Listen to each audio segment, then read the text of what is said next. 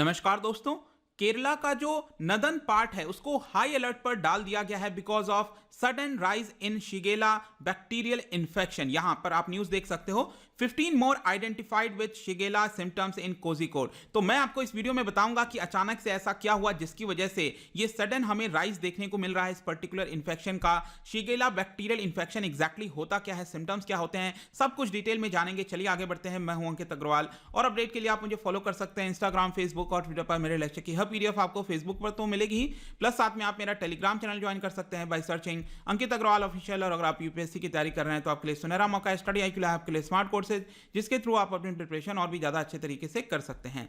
तो सबसे पहले देखते हैं दोस्तों यहां पर हुआ क्या है। तो कोझिकोड के अंदर जो डिस्ट्रिक्ट मेडिकल ऑफिसर हैं डॉक्टर जयाश्री, उन्होंने बताया कि पूरे जो नदन केरला है उसको हमने हाई अलर्ट पर डाला है क्योंकि जस्ट 2 दिन पहले ही 11 साल के बच्चे की मृत्यु हुई है इस पर्टिकुलर शिगेला बैक्टीरियल इन्फेक्शन की वजह से। और जैसे ही उसकी मृत्यु हुई, ऐसा बताया गया कि उससे जो लोग डायरेक्टली कांटेक्ट में आए थे उनमें से करीब 20 लोगों को यही इन्फेक्शन फिर से हो गया है। तो अचानक से ये जो स्प्रेड है इन्फेक्शन का और ज्यादा ना बढ़ जाए, इसी के लिए यहां पर हाई अलर्ट पर डाला जा रहा है। And let me tell you कि ये पहली बार नहीं है कि केरला के अंदर इस तरह का इन्फेक्शन हमें देखने को मिल रहा है।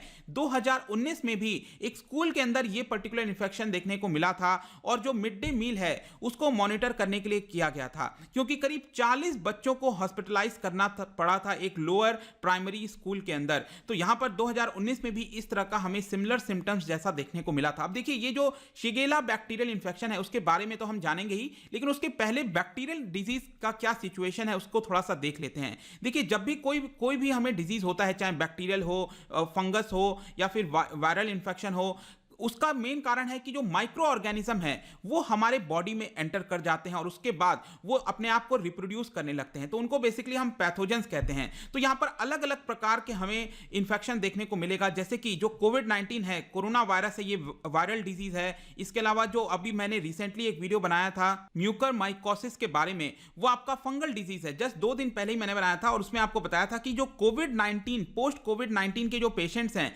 उनको ये बहुत ज्यादा अटैक कर रहा है, रिसेंटली देखने को मिला है। तो ये तो आपका फंगल डिजीज हो गया। लेकिन ये वाला जो डिजीज की हम बात कर रहे हैं दोस्तों, ध्यान रखिएगा, ये एक बैक्टीरियल डिजीज है। मैं इतना फोकस इसलिए कर रहा हूं क्योंकि यूपीएससी एग्जाम में स्पेशली इस तरह से डायरेक्टली आपसे पूछा जा सकता है कहीं ना कहीं, तो ध्यान रखिएगा। इसके अलावा यहां पर मैं आपको यह भी जानकारी दे दूं, जो बैक्टीरियल डिजीज है वो 20th century, mid 20th century 1960s तक बेसिकली आप कह सकते हो कि इसकी वजह से बहुत ज्यादा मृत्यु देखने को मिलती थी पूरे विश्व भर में, स्पेशली एल्डरली पीपल का।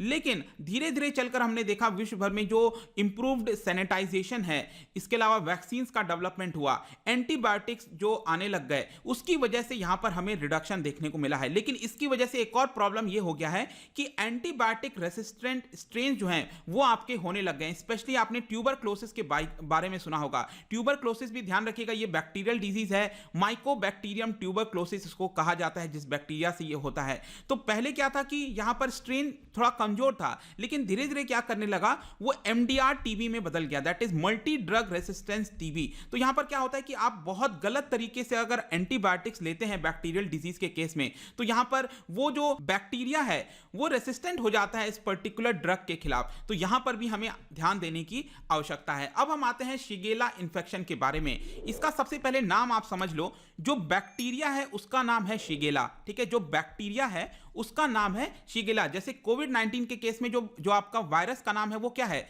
SARS-CoV-2 उसको हम बोलते हैं, वैसे इसका नाम है शिगेला।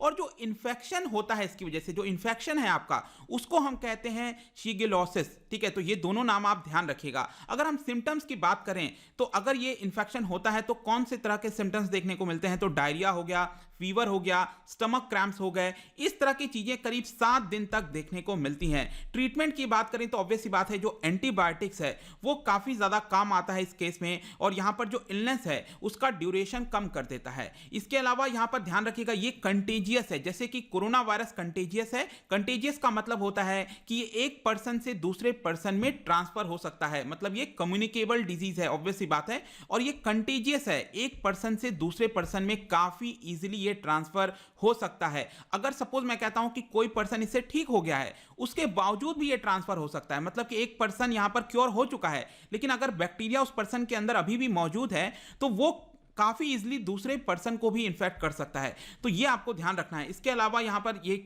ध्यान रखिएगा कि जो बैक्टीरिया है कोई बहुत ज्यादा अमाउंट में होने की आवश्यकता नहीं, बहुत ही छोटा सा अमाउंट भी होगा अगर बैक्टीरिया का, उसकी वजह से भी आपको ये इलनेस हो जाएगी। और इसका जो सबसे मेन सोर्स है बैक्टीरिया का, वो है आपका कंटामिनेटेड फूड, वाटर। अगर कोई चीज पेनिट्रेट कर जाती है वाटर के अंदर, फूड के अंदर कंटामिनेट हो जाता है वो, उसकी वजह से इस तरह का जो इन्फेक्शन है वो हमें देखने को मिलता है। अगर हम इसको कंफर्मेशन करना है तो दोस्तों ये स्टूल टेस्ट के थ्रू किया जाता है, जो ह्यूमन वेस्ट है उसके थ्रू यहां पर टेस्टिंग की जाती है।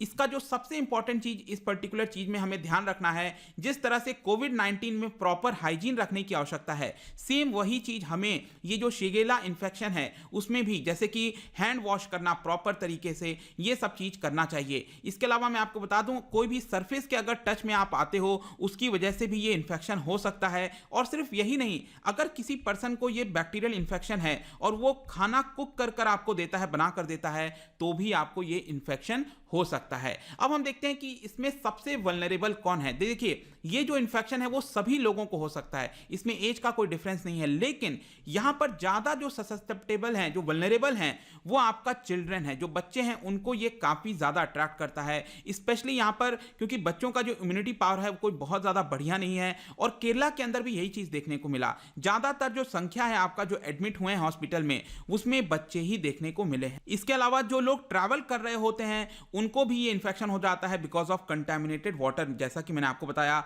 इवन सेक्सुअल कांटेक्ट की वजह से भी ये इन्फेक्शन स्प्रेड हो सकता है। तो आई होप दोस्तों इसके बारे में लगभग सब कुछ आपको जानने को मिल गया होगा आपके एग्जाम पॉइंट ऑफ व्यू से। जहां तक केरला की बात है, तो केरला में अभी यहां पर बताया जा रहा है कि जो हेल्थ मिनिस्टर हैं उन्होंने यहां पर डिपार्टमेंट जो है, हेल्थ डिपार्टमेंट, वो अलग अलग कैंप्स लगा रहा है उस पर्टिकुलर एरिया के अंदर, और कोशिश की जा रही है लोकेट करने का कि इसका मेन सोर्स आया कहां से, ताकि इसको दबाया जा सके और इसको स्प्रेड होने से रोका जा सके। और जैसा कि मैं आपको बता रहा था कि ये वाटर और फूड के थ्रू काफी इजीली आपका स्प्रेड हो जाता है, कंटामिनेटेड वाटर के थ्रू। इसीलिए जो अथॉरिटीज हैं उन्होंने क्या किया है कि जितने भी वाटर बॉडीज हैं आसपास के केरला के अंदर, वहां पर इसको क्लोरिनेट कर दिया है ताकि इंफेक्शन ना हो वाटर, कंटामिनेटेड वाटर की वजह से। इसके अलावा एक और आपके मन में क्वेश्चन आ सकता है कि क्या ये डेडली डिजीज है, क्या इसमें मृत्यु काफी देखने को मिलती है। तो एक्सपर्ट्स का मानना है कि बहुत ज्यादा ऐसा कोई मृत्यु तो नहीं देखने को मिलती, लेकिन अगर इसको इग्नोर कर दिया गया, ट्रीट नहीं किया गया, उस केस में यहां पर क्या होता है कि डिहाइड्रेशन की वजह से, एग्जॉशन की वजह से इसमें इंसानों की मृत्यु भी हमें देखने को मिलती है। और ये सिर्फ किसी एक पर्टिकुलर कंट्री तक सीमित नहीं है, वर्ल्ड वाइड हमें देखने को मिलता है, लेकिन